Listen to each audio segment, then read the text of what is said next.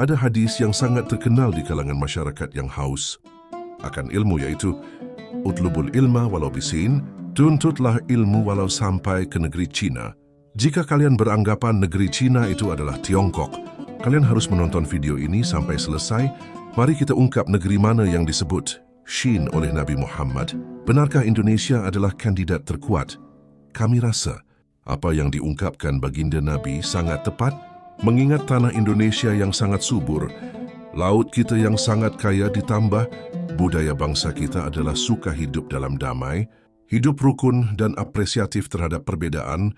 Pada kisaran abad ke-7, dunia sedang melalui salah satu masa kelamnya. Di benua Eropa saat itu sedang mengalami dar, atau masa kelam, kerajaan Romawi yang dominan dengan sifat ekspansif disertai militernya yang terkenal tangguh, sedang mengalami turbulensi yang diakibatkan oleh korupnya pemerintahan dan tersandera oleh pemberontakan domestik. Di belahan bumi lainnya, yakni benua Amerika, suku-suku Indian juga saling bersaing, menghancurkan sesamanya demi dapat diakui eksistensinya. Sedangkan di benua hitam Afrika dan Jazirah Arab, pada masa itu masih terbelakang dengan suku-suku nomadennya yang berpindah-pindah tempat mengikuti hembusan angin. Jauh di sudut selatan bumi, yaitu benua Australia, dihuni oleh suku asli aborigin yang berbudaya primitif. Di Asia kita langsung saja ke Cina, tidak perlu disangsikan lagi bagaimana pada tempo itu sedang berkecamuk perang saudara besar-besaran di antara 5 dinasti, yaitu Sui, Chen, Jianjin, dan Tang. Perang ini telah memporak-porandakan seluruh dimensi dalam aspek kehidupan bermasyarakatnya. Hadis Nabi yang menganjurkan, tuntutlah ilmu walau sampai ke negeri Shin, bertujuan agar menjadikan negeri itu sebagai suri tauladan. Jadi dari banyaknya negeri yang disebutkan tadi, adakah sekiranya yang patut dijadikan contoh suri tauladan? Dalam Sanskrit kuno ada kata Shin yang memiliki arti negeri berperadaban maju. Hadis ini disabdakan oleh Nabi Muhammad pada masa kenabian beliau, di mana kondisi di muka bumi ini sedang dirundung oleh demoralisasi secara masif yang bersifat jahiliyah yang dapat berakhir pada kemunduran, bahkan kehancuran peradaban kemanusiaan itu sendiri. Sudah sepatutnya beliau akan mereferensikan umat manusia untuk mengambil ilmu dari negeri-negeri yang maju dan layak dijadikan uswatun hasanah atau contoh kebaikan. Syahdan ada sebuah negeri yang memiliki kriteria gemari. Pahlawan jinawi yang dimaksud, di mana iklim tropis yang bersahabat, dilindungi oleh langit biru nan ceria, yang dihiasi oleh banyak makhluk indah berwarna-warni, beterbangan, dan dilengkapi oleh dataran nan hijau subur, kaya hayati maupun nabati, disertai terbentang luasnya lautan nan biru penuh isi. Itulah negeri yang merupakan kepingan surga yang jatuh, serta mendapat berkah dari langit maupun bumi, dan disitulah negeri Shin berada, menelah jabaran kondisi di bumi yang berkontradiksi dengan saat itu. Di manakah sekiranya alam negeri Shin yang bisa kita ambil ilmunya? Jawabannya adalah di ujung Hindia bagian timur. Di sanalah tempatnya, sebuah wilayah yang kita kenal sekarang dengan sebutan Nusantara. Pada era tersebut, abad ke-7 Nusantara didominasi oleh sebuah kerajaan besar yang mendunia, yang apabila disebutkan namanya, niscaya akan menggetarkan hati lawan maupun kawan.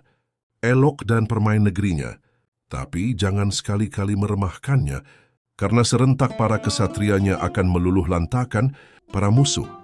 Julukan lumbung pangan dunia digelarkan karena pencapaiannya dalam swasembada pangan, dengan disertai masyarakatnya yang taat hukum, berperadaban maju, tertata dalam bernegara, dan sudah tentunya sebagai penguasa maritim dunia.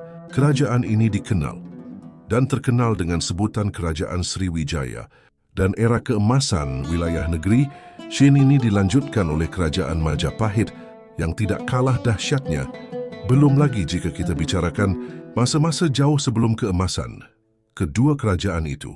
Bila kita perhatikan dengan seksama di relief yang terdapat di candi-candi yang ada di Nusantara, terpahat jelas bahwa peradaban leluhur kita semua adalah sangat tinggi.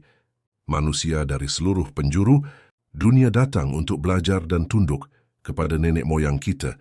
Sejarah peradaban bangsa kita lebih tua dan jauh lebih mampu dari peradaban manapun di dunia. Buktinya Gunung Padang dengan usianya, mega strukturnya, dan segala kemisteriusan yang terkandung di rahimnya ditambah lagi dari situ. Kita yakin bahwa pasti masih banyak gunung-gunung sefenomenal Gunung Padang yang belum terdeteksi. Jadi sangatlah benar sabda Nabi Muhammad untuk merujuk ke negeri Shin sebagai tempat pembelajaran di mana kita hidup sekarang ini. Sesungguhnya, kitalah bangsa pemilik DNA yang berperadaban, paling maju di dunia dalam segala bidang, dan hal inilah yang sangat ditakuti oleh bangsa lain, yakni apabila bangsa Indonesia terbangun dan tersadarkan atas jati diri yang sesungguhnya. Oleh karena itu, sudah selayaknya kita mensyukuri serta memahami bahwa leluhur kita hebat dan sudah waktunya pula kita membangun kembali kejayaan masa lalu itu untuk mengejar kemajuan hari ini dan anak cucu kita di masa depan. Seorang budayawan dan ulama bernama Nurholis Majid mencatat ada indikasi bahwa sejak zaman Nabi Sulaiman Arab sudah mengimpor kapur untuk dibuat minuman tonik dari Barus, yaitu dari orang-orang Melayu di wilayah Sumatera, sehingga hal itu menjadi perumpamaan kehidupan surgawi yang diabadikan dalam Al-Quran dengan kalimat kafiroh. Sungguh orang-orang yang berbuat kebajikan akan minum dari gelas berisi minuman yang campurannya adalah air kafur. Ada sebuah ayat dalam Al-Quran yang cukup menarik. Dalam surat Al-A'raf ayat 96 difirmankan, jika para penduduk desa beriman dan bertakwa, niscaya Allah akan membukakan keberkahan dari langit dan bumi. Sepertinya ayat ini tidak ditujukan kepada orang-orang Arab yang waktu itu menjadi pendengar Nabi. Memang benar, Al-Quran itu bagi seluruh umat manusia, tetapi ayat ini secara khusus sedang membicarakan suatu kaum tertentu, suatu bangsa yang telah mengenal peradaban yang tinggi, yang telah berbudaya, yang mengenal suatu sistem pemerintahan yang telah tertata. Menurut almarhum Kiai Haji Maimun Zubair, yang mendapatkan penekanan di ayat tersebut adalah Ahlul Qoro, yang artinya para penduduk desa. Kita lihat penduduk desa atau nagari ini banyak sekali di Indonesia saat ini. Desa di Indonesia saja sudah mencapai ribuan jumlahnya. Bagaimana dengan di Jazirah Arab saat itu? Menurut Kiai Sepuh itu, dalam ceramahnya pada puncak haul pesantren Bunte, Cirebon mengatakan, di Arab tidak ada desa. Adanya adalah suku Badu yang hidupnya seperti tawon.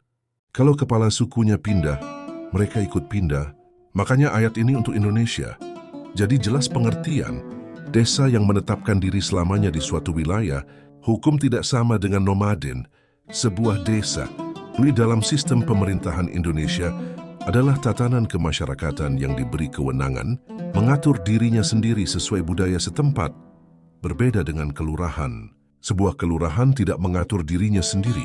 Ia setidaknya tidak mengikatkan hukum pada tradisi dan adat istiadat yang kental, seperti pada sebuah desa. Misalnya di Cirebon, kepala desa lazim disebut Ku. Ia bukan seorang pegawai negeri, tapi yang dituakan, yang dihormati, dan dinobatkan oleh warganya. Berbeda dengan kelurahan, seorang lurah diangkat oleh pemerintahan yang lebih tinggi. Ia seorang pegawai negeri. Nomaden itu pola hidupnya berpindah-pindah, tidak menetap di suatu tempat, jadi budaya yang mapan tidak bisa tercipta dalam hidup nomaden seperti itu. Hukum yang berlaku masih sangat sederhana. Seringkali kepala suku memerintah secara sewenang-wenang dan despotik. Ala jenis Han nomaden, itu boleh dibilang pola hidup yang masih primitif. Bila dinilai orang modern saat ini, nampaknya baginda Nabi memiliki visi yang jauh sekali. Seolah-olah Nabi ingin menyampaikan pesan kepada pengikutnya yang masih nomaden itu. Suatu ketika mereka harus mampu memiliki sistem pemerintahan yang tertata, yang beradab dan yang berbudaya, yaitu masyarakat desa, masyarakat berbudaya, yang beriman dan bertakwa, yang akan dibukakan keberkahan dari langit dan bumi.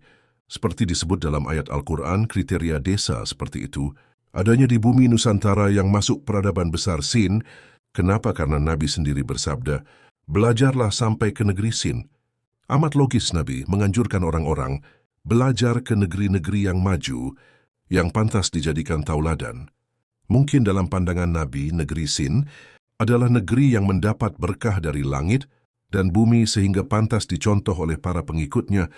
Dikala Barat masih hidup di gua-gua, dikala Ara masih bermukim di tenda-tenda, Bangsa kita sudah mengekspor rempah-rempahnya dengan maskapai sendiri ke Afrika dan tempat-tempat lainnya di belahan dunia. Ada juga hadis dari Aisyah saat haji perpisahan tahalul dan ihram, tubuh Nabi diolesi zari roh atau bedak wangi dari Sin. Di sini Nabi tidak semata-mata menggunakan tema atau kata akhlakuro jika beliau belum pernah melihat rupa desa atau nagari atau negeri sebelumnya. Mungkin saat berdagang semasa muda, Nabi pernah singgah di desa-desa di wilayah peradaban Sin. Nabi ingin mewujudkan masyarakat madani, atau dengan kata lain penguatan masyarakat sipil, seperti yang pernah beliau saksikan di negeri Shin selama perjalanan berdagang. Kami yakin ayat dalam surat Al-Arif ini relevan dengan bangsa Indonesia sejak turunnya yang pertama kali hingga sekarang, terutama bagi orang-orang awam di grassroots yang hidup di desa-desa. Sekarang yang penting adalah desanya. Kunci keberkahan adalah desa, dan desa tidak lepas dari kehidupan budaya. Desa adalah cagar budaya harta. Setiap desa mempunyai adat istiadat dan tradisi yang khas, walaupun mirip-mirip. Ini karena masih dalam lautan budaya Nusantara. Budaya bangsa kita adalah suka hidup dalam damai, hidup rukun dan apresiatif terhadap perbedaan, sedangkan kekerasan bukanlah budaya kita.